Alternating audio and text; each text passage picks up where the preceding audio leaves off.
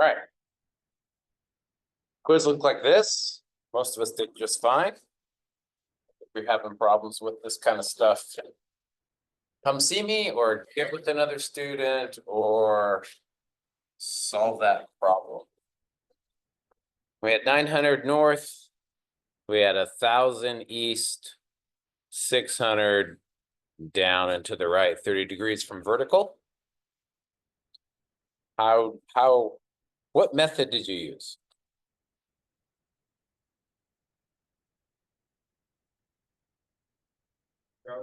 Either triangles or components. Components, yeah.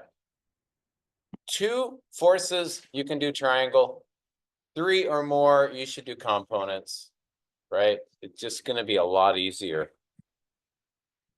The 900 has a y component of 900 and an x component of 0. The 1,000 has a x component of 1,000 and a y component of 0. So really, the only one that you had to kind of figure out the components was the 600. Put them together, tip to tail, and get the y and the x. Once you get x for all of them, y for all of them, you can add them up because ry is equal to the summation of all of the y components. And rx is equal to the summation of all of the x components. Once you have rx and ry, you can go for r. So, component method. All right, how do we get this x?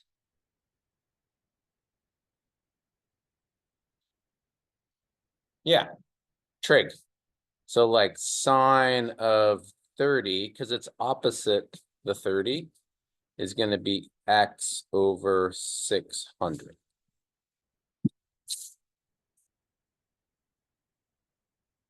So x of the 600 is going to equal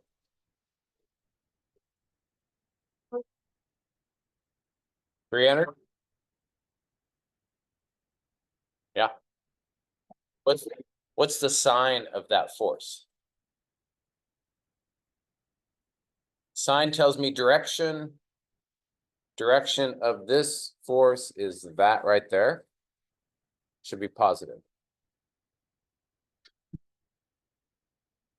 So then the other one's going to be cosine 30 equals y over 600.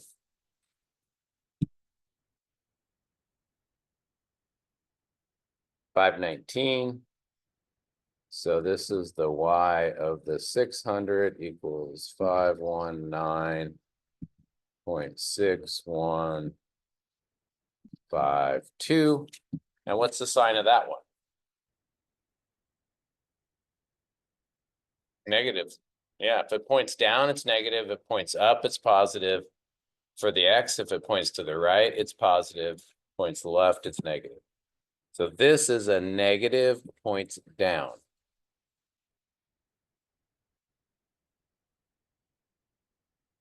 You just came in, I think your quizzes are laying over there in that pile right there if you want to look at what you did compared to what we're doing.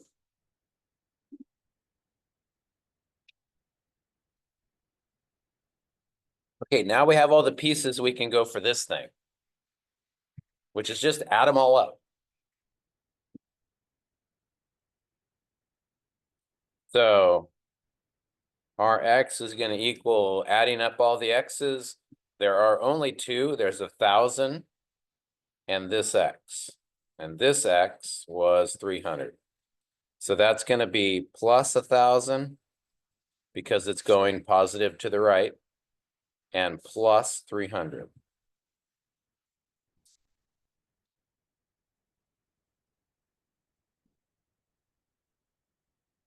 That's the x component of the resultant. The y component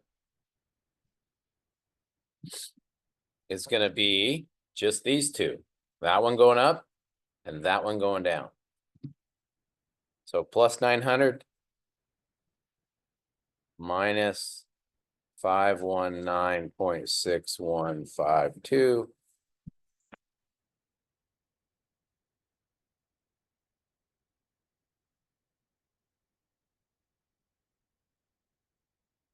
$380,384.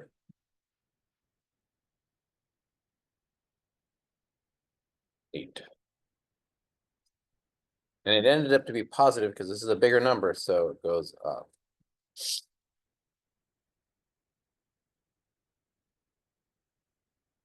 So once you have the two components, sometimes it's helpful to draw the picture. So 380 up and 1300. It's like way longer.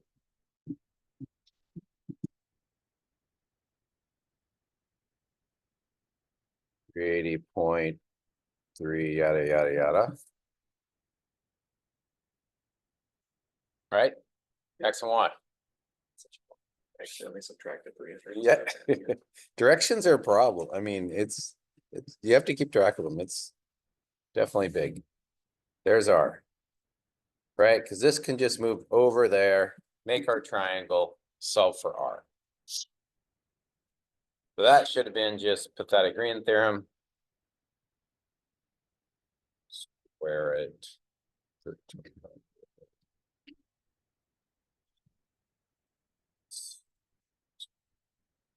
1354. Yeah. So R equals 1354.51. And is that it? Do we need anything else? Angle. Got to have the angle. Two horizontal, preferably. So we need theta. Tangent. Theta equals opposite 380.3848 divided by adjacent 1300.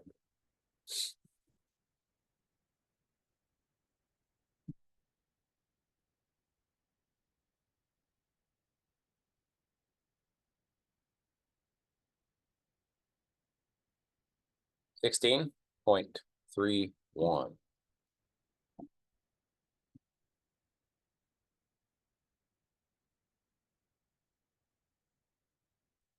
We go.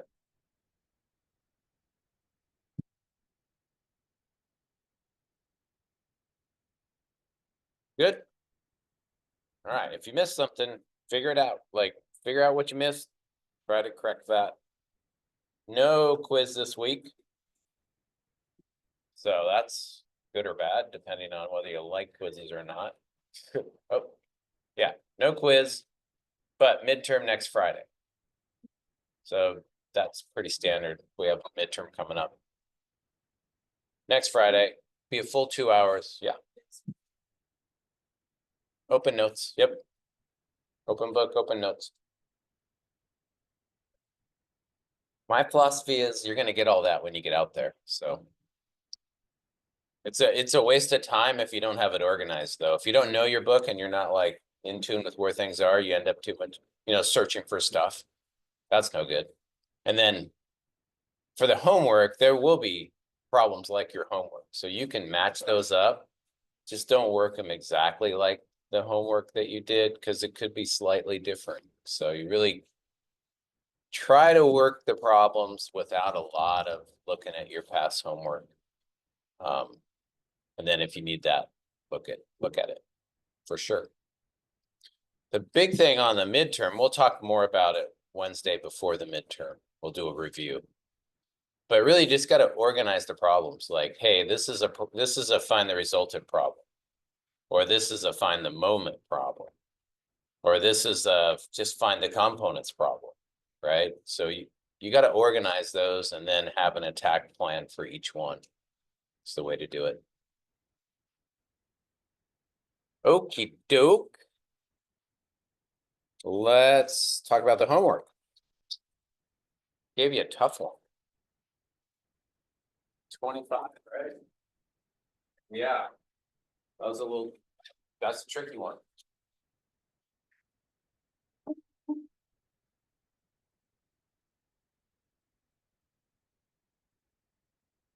So it's a lot like the quiz in that you need a method.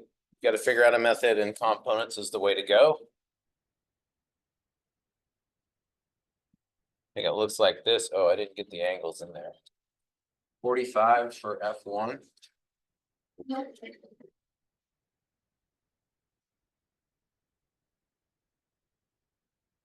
What's F2? 60? Yeah. And then do we know the angle at R? Yeah. 20. Okay. So let's talk about this thing. They want what? They want the resultant of the three concurrent forces shown is 100 pounds, has an angle of 20 degrees. Determine the magnitude of F1 and F2. So this is the resultant. And these are the three forces that make that resultant. Okay. So that's the first thing. You just kind of got to digest what you're given. That means that we know our y and we know our x, right? Because if we know the resultant, then we know the components of the resultant. So that's the next thing you needed to see was, oh, that means I know these two. And I also know that our y equals the summation of all of the components in the y. I'll just call it fy's. So this fy, and this fy added together equals that thing, which we know. But there are two unknowns, right? So it's going to be problematic. And then the same is true for the x. Our x equals the summation of all these x forces. That x force and that x force have to equal this, our x. So, and there's two unknowns in that direction. So it's like, oh my gosh, we have to write some formulas out. And it's going to end up to be probably two unknowns and two equations. Because we can write an equation for this one, we can write an equation for this one, but we're going to have two unknowns. So that is a tough problem. Kind of noticed it this morning, went, oops, that was a rough one. But we can do it. I'm going to write the first equation. I'm going to run out of room here. I can feel it coming already. All right, I'll just write it down below. Actually, let's find these. Rx and Ry. That would be the first thing to do. Because then we would know these.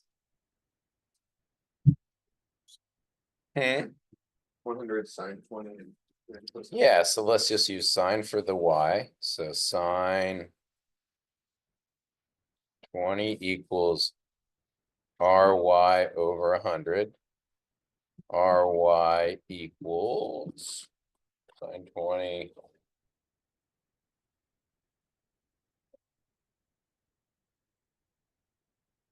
$34. You guys got to check my numbers here. Is that right?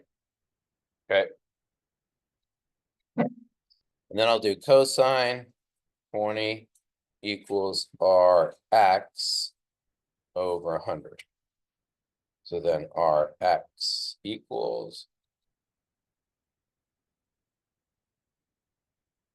93.9693. All right, so we have X and Y.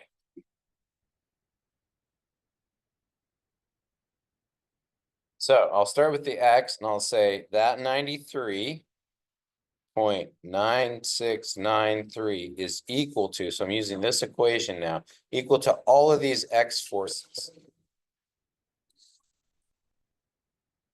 So we need Fx of the second force, we need Fx of the first force, because that's the only two in the X. This one doesn't have any in the X. So I drew it up here because I want to use the 60 degrees and that would be sine 60. So this is sine 60 equals fx 2 over f2.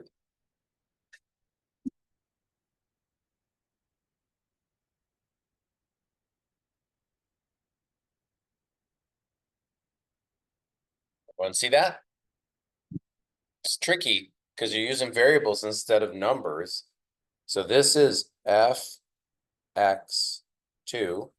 and here's f2, the hypotenuse. So it's opposite over hypotenuse. So then we solve for fx2, and we get fx2 equals sine 60, which is just a number, f2. Everyone agree with that? See where I'm getting it? And it's positive because it's pointing to the right, so this is a plus. So that is what goes into this formula. Because this is Rx and it equals all of the x components. This is F2 x component right here. So if I just do sine 60, that's 0.866. I can write 0.866 F2. That statement is the component of F2 in the x direction. Okay, and it's positive, it's pointing to the right, so it's a plus in my formula. So now I need this one, F1x, this guy right here, because I'm doing x's. So this gets kind of a long enough problem where you have to really kind of keep track of what the heck you're doing. I'm doing the x forces and setting them equal to Rx. All right, so I need this one. It is adjacent, it's 45, so it doesn't really matter, but I'll use cosine 45 equals adjacent f1x over f1. Adjacent over hypotenuse. And again, I need to solve for f1x.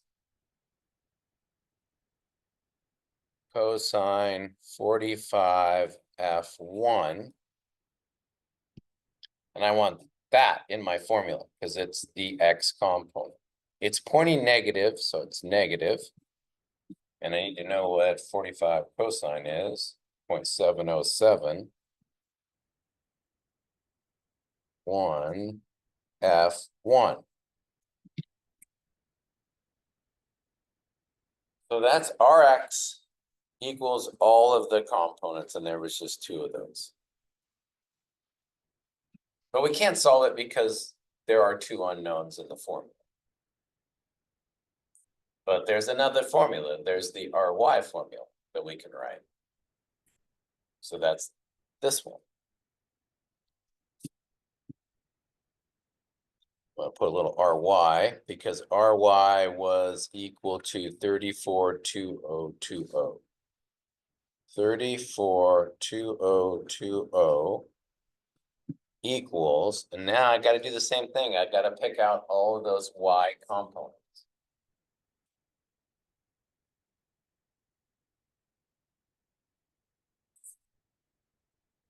So that's this thing right here for F2. F2y. Or it's here. F2y. Kind of makes more sense to put it here because I use this triangle and I use the 60. Okay, so it's going to be cosine. I don't have a great spot to write it. A little extra piece of paper. So to get this thing or this thing, it's going to be cosine 60 equals F2y over F2. So I'm using this triangle up here. Because I want to use this 60. This is the y component. So then that becomes F2y equals, because that's what I want, F2 cosine 60.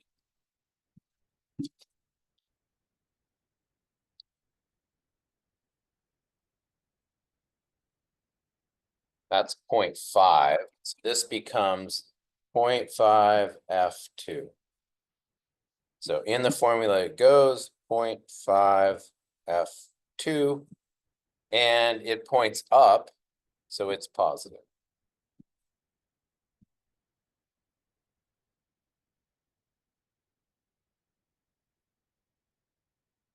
Now we have to do this y component, F1y. Same maneuver. I'm going to use the 45. It's opposite. It's a 45, so it doesn't really matter, but sine 45 equals F1 in the y over F1.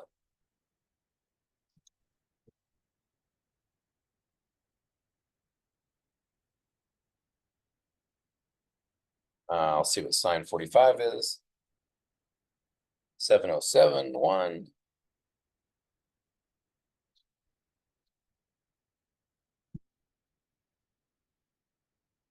And what's the sign of that one?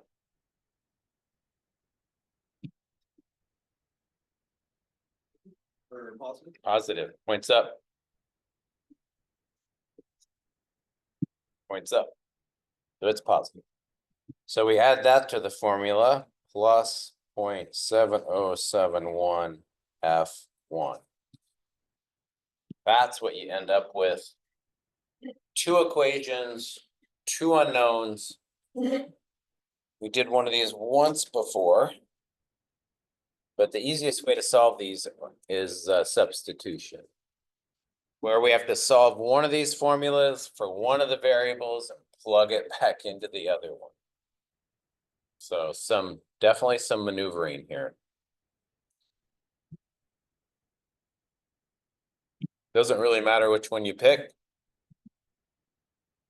I'm gonna use this one because I'm gonna end up with more room down below. So I will solve for F2.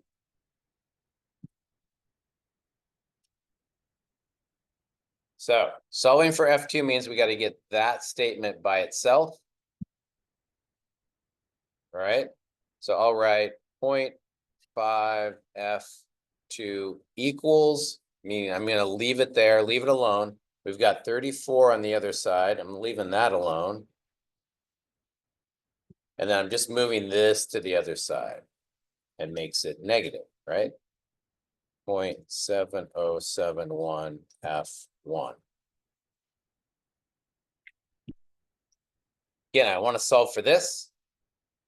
So now I have to divide by 0.5, and that leaves F2 by itself. And I have to divide everything by 0.5. So the 34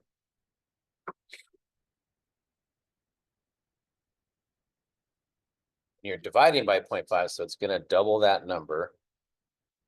68.2020, whoops, 4040.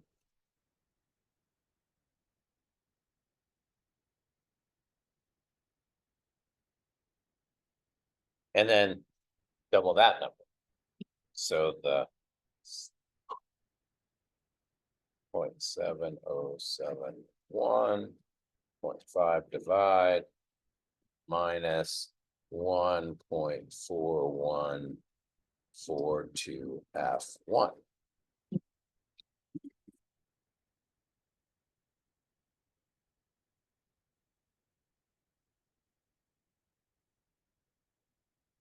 Yeah, lots of opportunities to make a mistake here.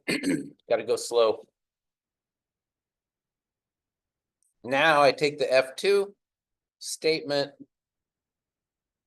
and Oh, gosh. Big time forgot the 200 going down. Dang, why didn't you catch that a little earlier? Sorry. Dang it, dang it, dang it. All right. We forgot the 200 going down. Where's that go?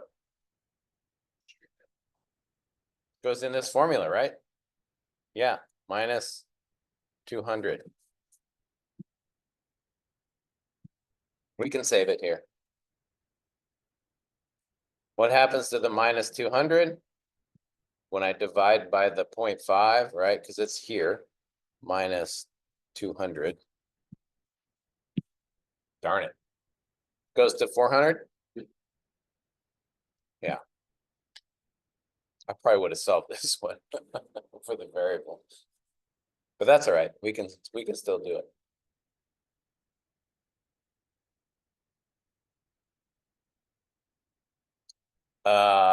It's got to move to the other side though, right? So it becomes positive.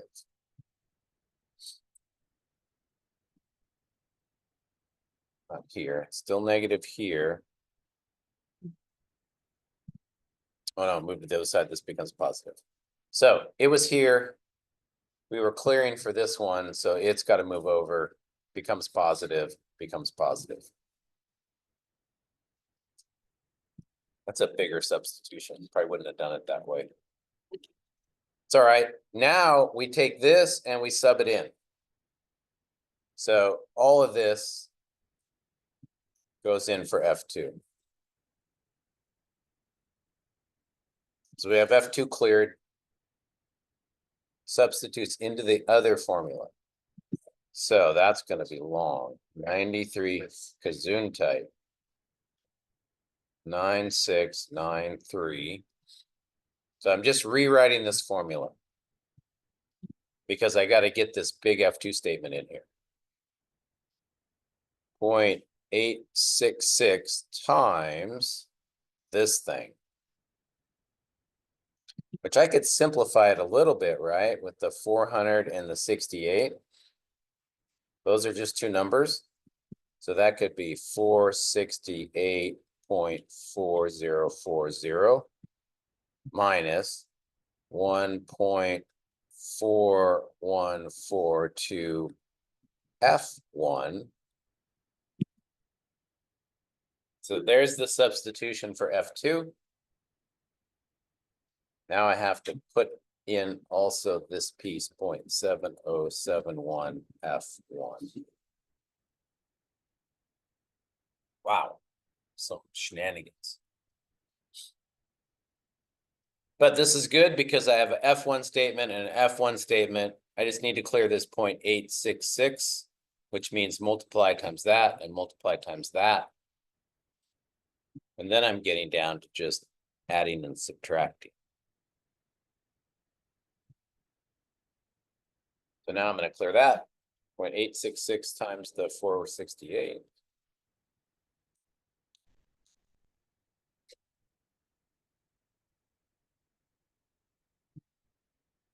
That is 405.6379 minus, now I got to do the 0.866 times that.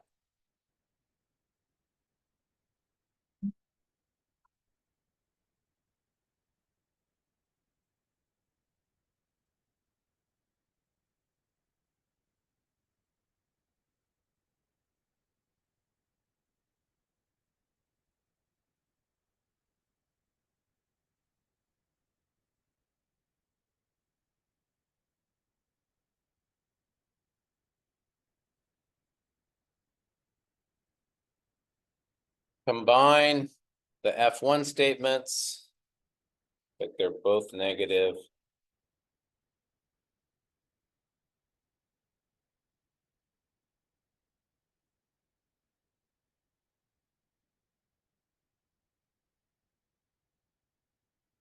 That becomes 1.9318 F1.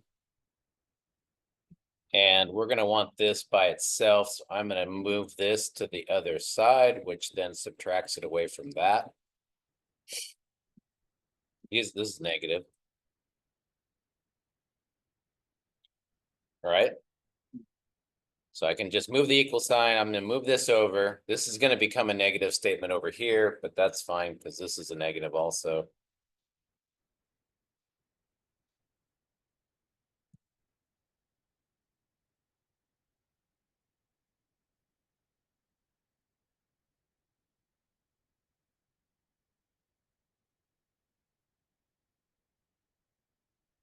$499,607.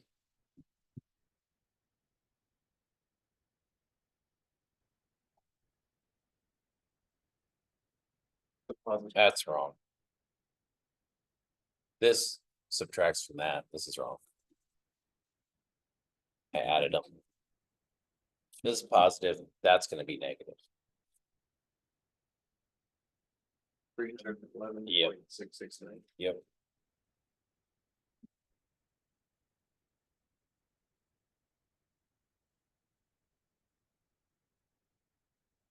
$311. 669.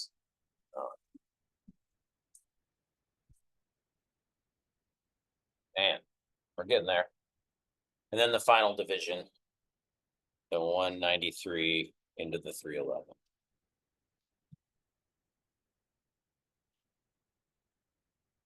$161.34.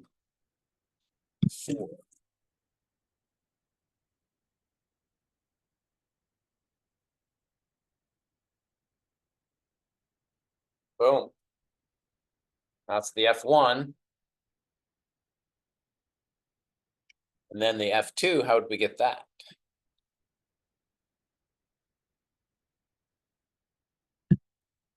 Plug it back into either equation. So F1 could go into here, then you solve for F2.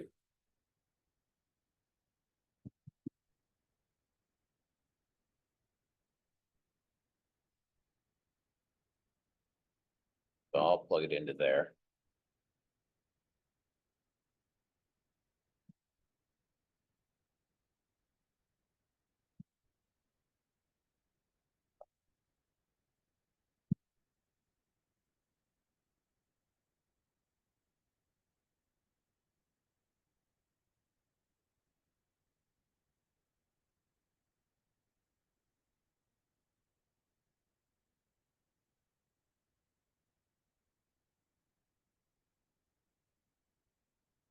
Then it moves over, adds to that, and then we divide by the 866.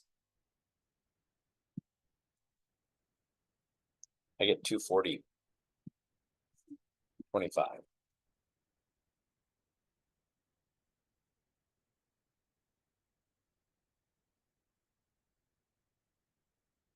Wow. That was crazy.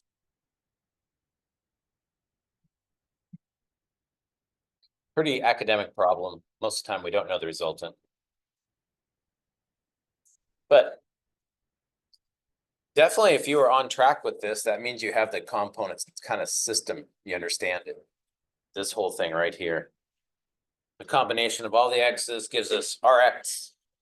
Combination of all the y's gives us Ry. We don't need angles, right? Because those two, the angles were given. So we know it's 60 from vertical, 30 from horizontal, 45 from horizontal. So we don't have any angles to figure out. We just needed those magnitudes. Crazy. Yeah, it's weird because my F1 was wrong, and then I used that to You solve my F2, which is right. That's weird. So That is, I don't even know either. but I also see that I have 162.76. Off to the side. Yeah. Yeah. Yeah, that's crazy. I will not give you one of those. But if you can work your way through that, that means you're getting it. So that's good. It's really good. All right, 29 was this, I think. But I wrote down the right one. Does it look like 29? Yeah. 30, 50, 40, 20. 20, 30, 50, 40, 20. Okay. And 29 said, determine the moment of each force with respect to point A. So point A is here. So we need the moment of each one with respect to point A. So the moment of the 20-pound, this was pretty easy compared to the last one. Force times distance, 20 pounds times what? 4 feet. Giving us 80 foot-pounds. And how do we know the sign of a moment?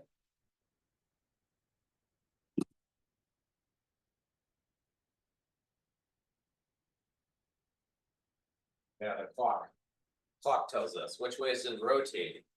So yeah, since it's trying to rotate about point A, I just draw a little arrow to just check myself.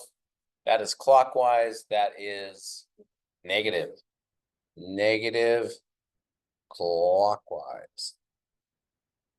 Just that easy. The 40-pound is going to be 40 times 9 feet, which is going to be 360 foot-pounds. And its rotation is clockwise, negative. Moment of the 50. 50 pounds times 15 feet. It's math for me. 750. And its rotation. Counterclockwise, going that way. Positive.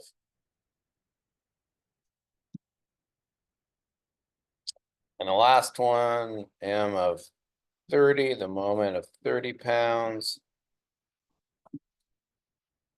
times 23.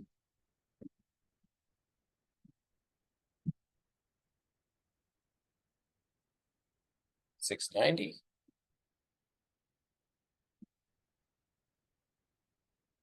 Rotation is back to negative.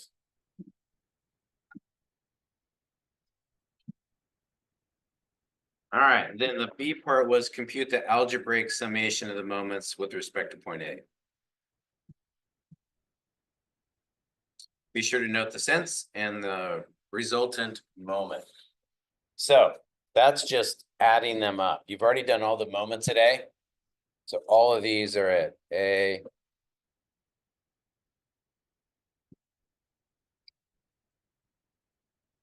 What'd you get?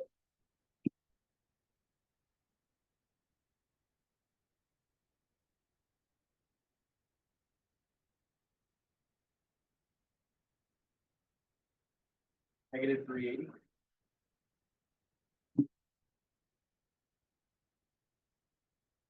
Feet. 690,360 minus 80 minus 750 plus. Yep. And then the notation is just M at A. Right? Because this is like the summation of moments at A. So sometimes you'll see the summation symbol in front of it. I just write moment at A. So that just means you collected them all. There's no individual force. These are the individual force moments. Yeah. That's it. We need that.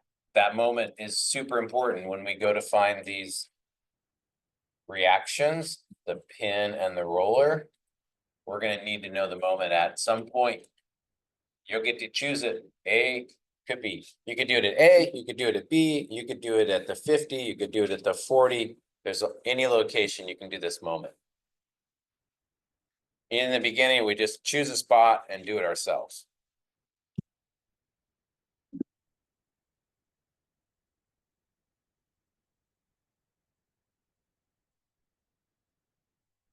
All right. Good. Well, let's turn them in. We put them right here.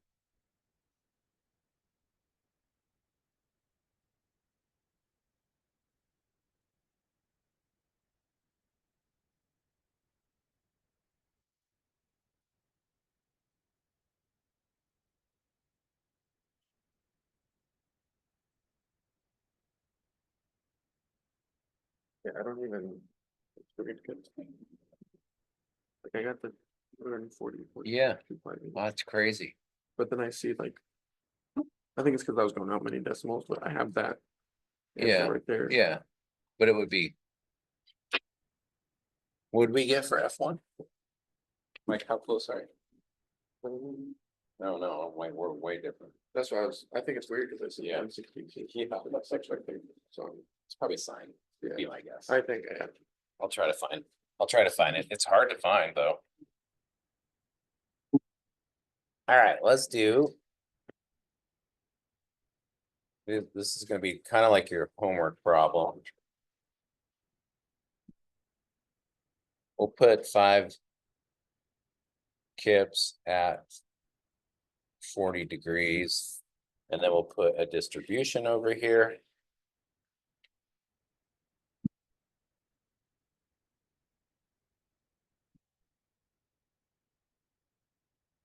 This will be 4 kips. And then we need some distances, so we'll say 4 feet, 4 feet, and 4 feet.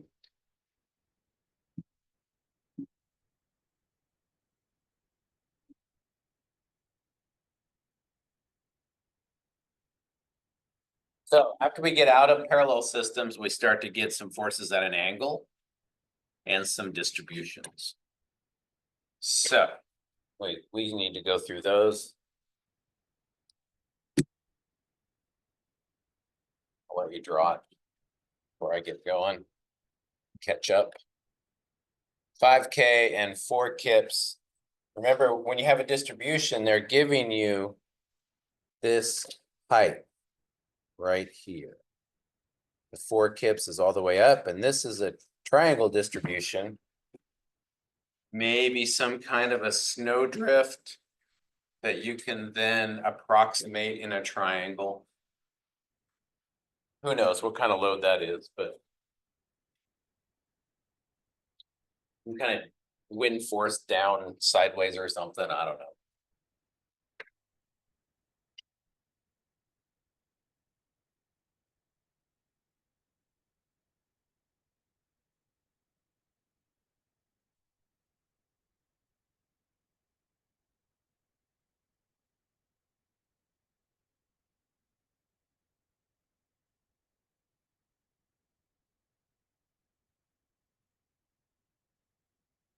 And we're gonna find the moment at A, the total moment.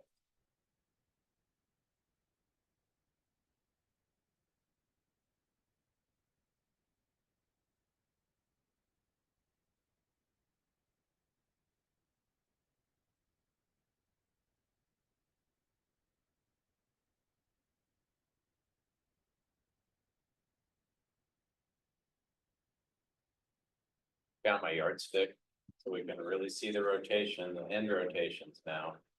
End rotation here. That's that rotation effect.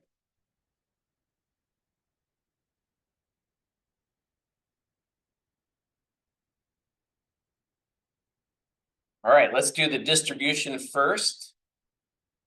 So that's this distribution. This is a concentration. How do we deal with distributions in statics? Anyone remember?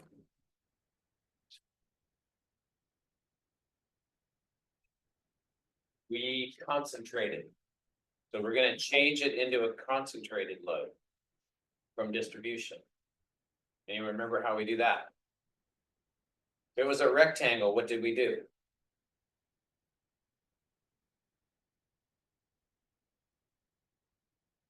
We found the area of the rectangle and concentrated. We took the length times the height and got the concentrated load.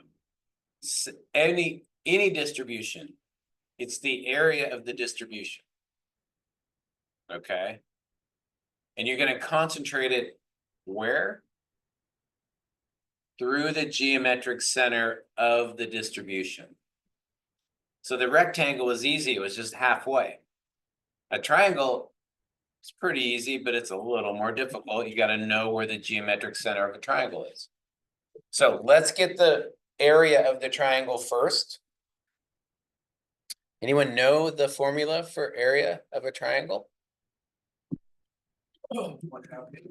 Yep, it's 1/2 base times height. If you don't know it, the front cover of the book. Oh my God, I can't do it. Nope, the back cover of the book.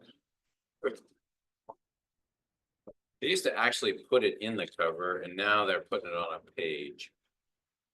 Well, I have a bunch of blanks back here. But they have shapes, because this is a common thing that we need. They have shapes and some formulas to go with the shapes. Like here's a triangle, and they have area base height divided by 2, which is basically 1/2 base times height, right? Same thing. So if I didn't know and it's a right triangle or non-right triangle, doesn't matter. It's the same formula for the area of a triangle. Base height divided by 2, 1/2 base times height. Same thing. Circle, right? Pi d squared over 4 if you use the diameter, or pi r squared if you use the radius. You might know that one. But there's many shapes in here. And we'll use these shapes for both load calculations, which is what we're doing right now, and then in strength of materials, we use these formulas. You can also just Google it. Like if you get a weird shape like a trapezoid, just Google it. And you could also Google the center of gravity, but the triangle, the location of this center of gravity is this 1/3, 2/3. So I don't know if they have a right triangle, but I'll show it to you. I'll draw it. Yeah, they don't. So let's get the area first. Area equals 1/2 base times height. Area equals 1/2. What's the base? 4 feet. And what's the height? 4 kips. Okay.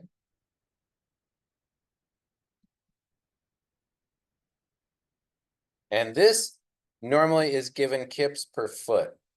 So that formula is kips per foot, or that unit is kips per foot. And it goes from 4 to 0, so this formula figures that out for us. But this would be 4 kips per foot. And then the area is going to equal, what is that? 16.8 kips. Because the feet cross out. Because we need a load. It's a concentrated load.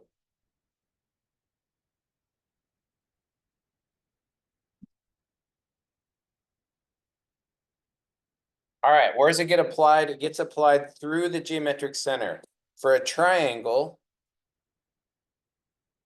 that location is shifted towards the tall side of the triangle, away from the pointy end. Here's the pointy end.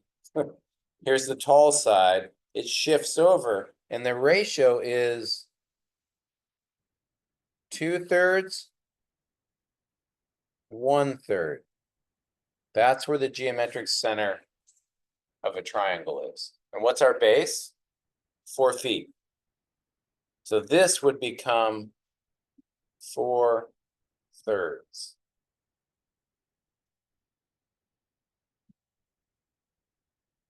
or actually 1/3 of, yeah, 4/3. 1/3 of 4, right? So 4/3. That's how you locate it for a triangle. A rectangle was just in the middle. That was easy.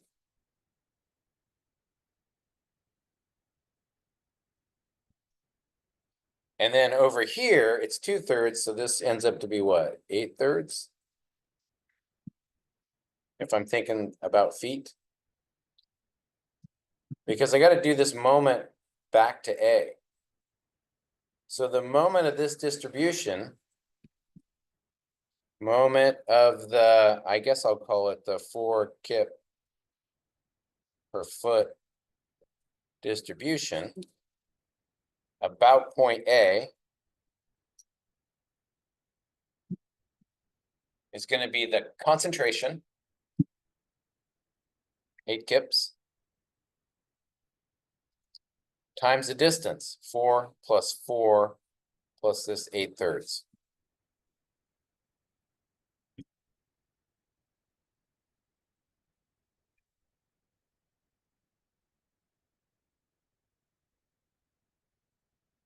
About 1066.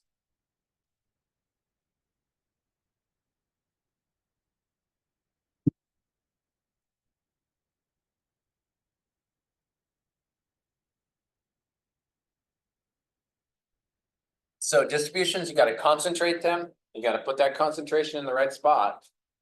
Geometric center of the load curve. This is the load curve. And then you got to figure out where that is based on this shape. For a triangle, it's 2/3, 1/3. If this triangle was reversed, like if the tall side was over here, then the 2/3, 1/3 reverses also, right? So triangles can come to you like this, kind of tall, or it can flip over like that.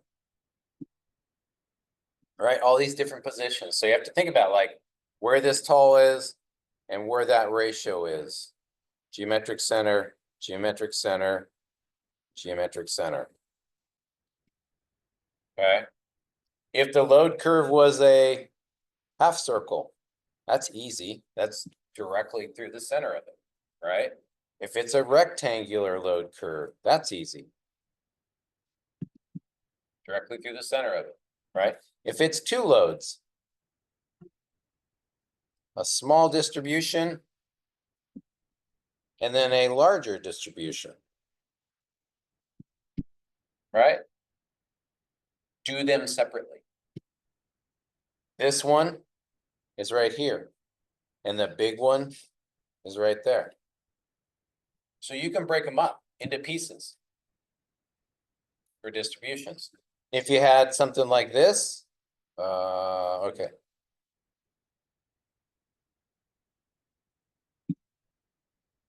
Right? Break it up. Go, oh, I got a rectangle. That one's going to be right here. And I got a triangle. That one's going to be right here. That works perfect. So those distributions, you've got to concentrate them through the geometric center. Where calculus comes in is if you have a distribution like this.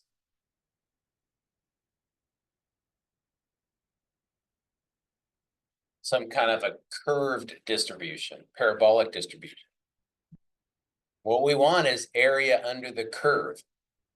So if you've had calculus, you know right away, oh, that's an integration. If I want area under a curve and it's some crazy curve, not a straight line, then to get area under a curve, you've got to do calculus.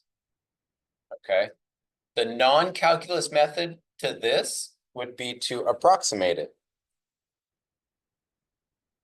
into straight lines, which would then build what?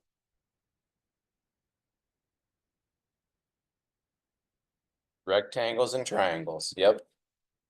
And you will be so close. And of course, the smaller you make your straight lines, the closer to the correct answer you get.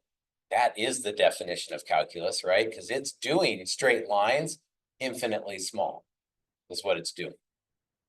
So if you just did 3, that right there, you would be super close to the correct load curve. And since when we're designing, we're nowhere near failure anyway, we're gonna have all these factors of safeties on it. It works perfect, so you can approximate it easy enough.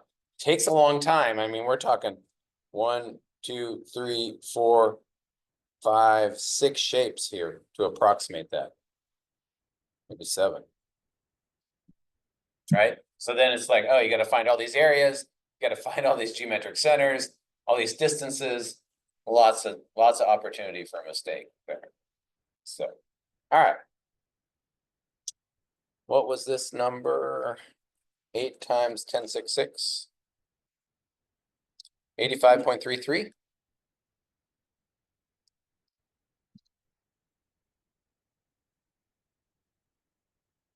Hip feet. What's the rotation on that? Down. So yeah, it's a rotation. So it's coming down, correct?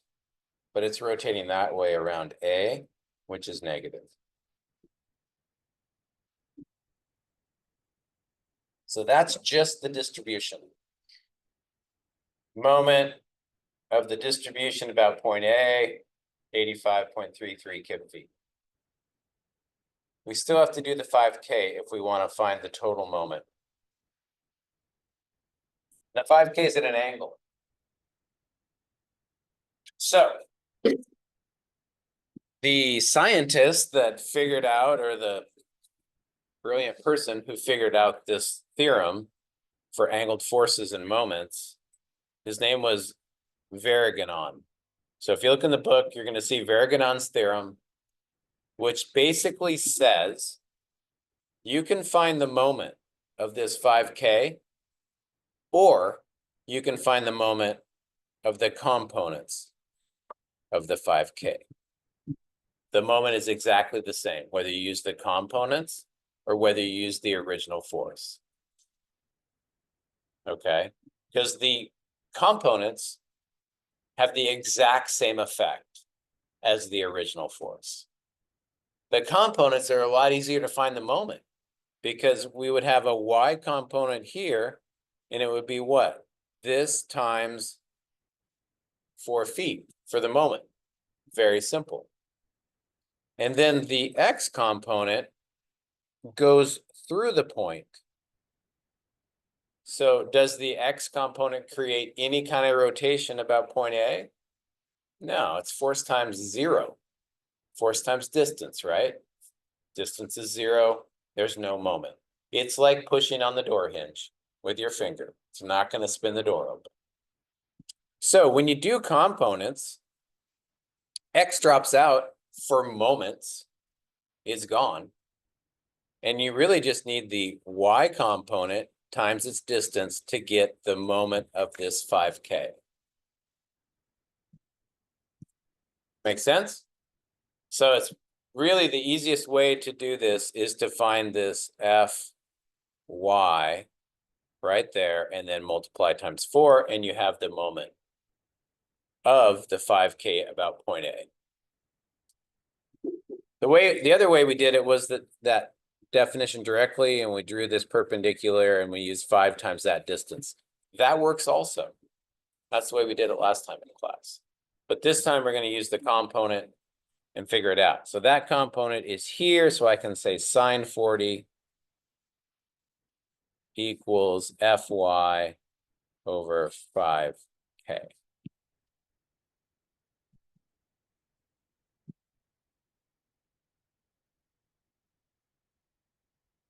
So Fy equals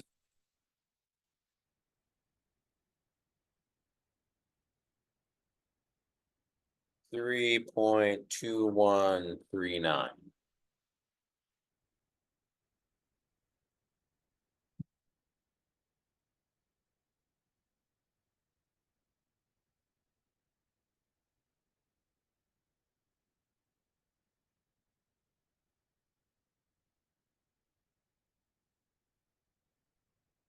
Want to see where I got that? It's built a little triangle, found the component. So then the moment about point A of the 5K is going to be 3.2139 times 4 feet.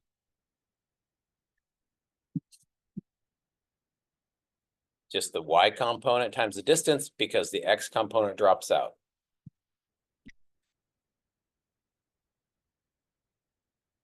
Four times, we're looking at 12.8558 kip feet.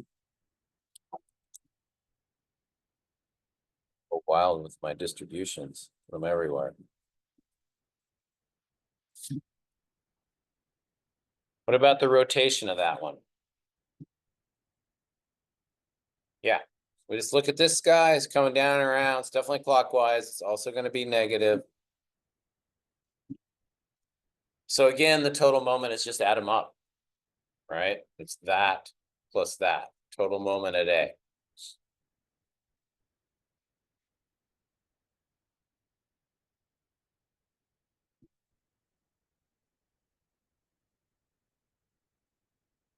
$98,189.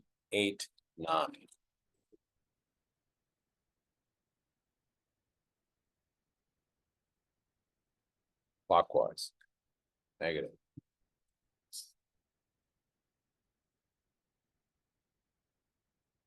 Okay.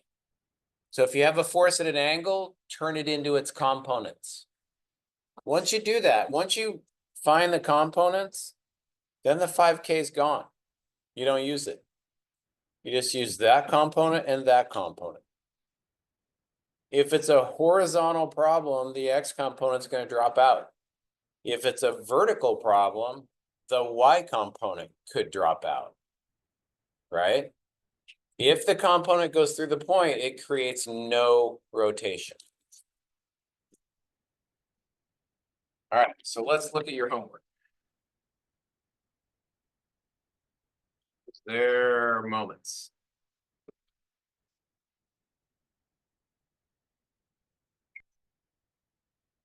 $33, $35, and $40.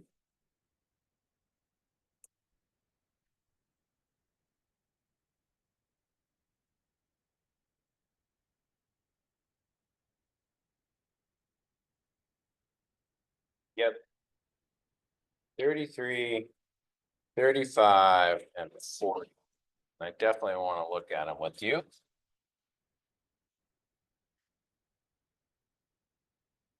All right, that is 33 over here. So it says for the concrete wall and footing shown, calculate the algebraic summation of the moments of the forces, point A. That's here. Okay.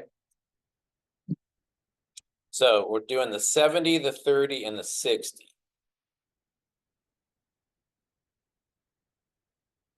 Right? So what is the moment of the 70 about point A? Just give me what the formula would look like. Force times distance, right?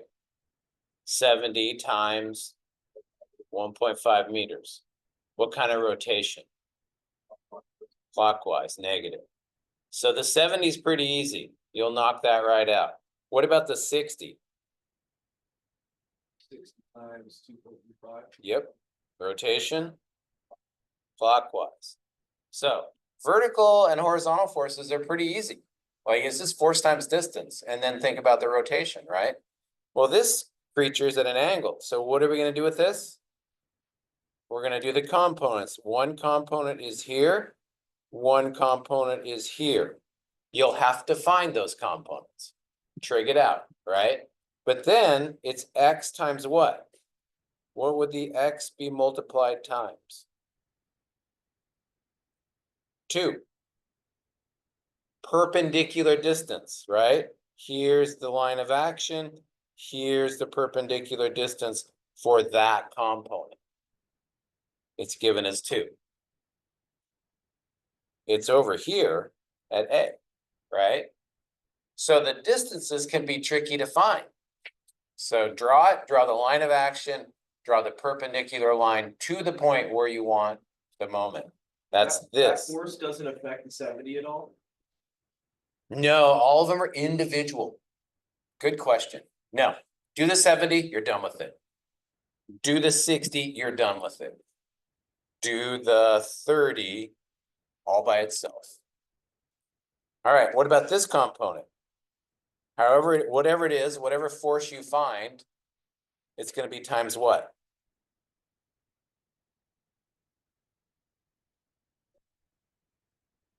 .70, this one, right? From here to here.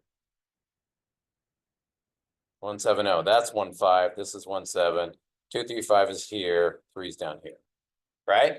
So you got to see those perpendicular distances. Way easier to do it that way though than to deal with the 30. Don't deal with the 30 breaking into its components. Okay, does that help? All right, let's look at the next one. What was the next one? 35. Piece of cake. 35 says calculate the moment of the forces with respect to point B. Where's B? Oh, right here. So they picked a new spot for you to do your moments. It's still force times distance, right? So what's this one going to be? 12 times 3. 12 times 3 and the rotation? Well, Yeah. What's this one going to be? 25 times 4. And the rotation? Yep. You guys are, Counter. yeah, because it's about point B. Right? So you really have to put yourself at the point. And then what about the 14? Times 10? Yeah, rotating about B. So remember, we can pick any spot. They pick B, some spot in the middle. So just keep your rotations good. And then what was the last one? I think this is the last one. How are we going to do this? They want the moment about point A. This is bad graphics, really. Point A, but where the hell is point A? Like they didn't say. Since this goes to here, I say point A is right there. Because otherwise, we won't know the distance. We need that distance, right? Oh. Yeah, such a bad problem. Maybe A's down here. Anyway, we have to use these that are given. So yeah, it would be right there for point A. How are we going to do this one? Components, absolutely. Because if I know this one and I know this one, then I have the distances. This one, it's 5. This one, it's 20. Definitely components. Once you get the components, that goes away. It's gone. Good? All right. That was your bump start for those homework problems. And we're done. Got some time left over if you want to try and figure anything out, ask any questions, some answers to questions, all that good stuff.